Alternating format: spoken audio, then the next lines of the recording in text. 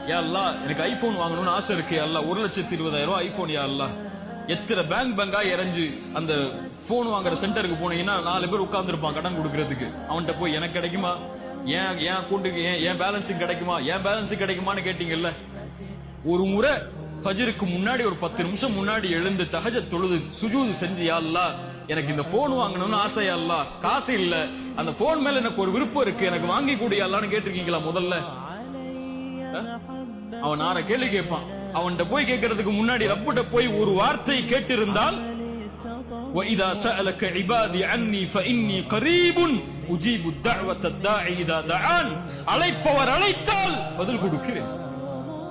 அல்லாஹ் கேட்டு கொடுப்பது, கொடுக்காமல் இருப்பதில்லை.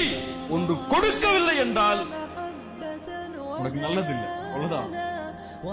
ஐபோன் உனக்கு நல்லதில்லை, நரகத்துக்கு கூட்டு போயிடும். அதுல வேற ஏதோ வேலை பார்த்துருவேன், அதனால வேணாம். நோக்கியாவோட நிறுத்திக்கோ நல்லா சொல்றான்னு அர்த்தம். இதனுடைய கூலியை மறுமையில் தந்துருவோம் உனக்கு, கவலைப்படாது.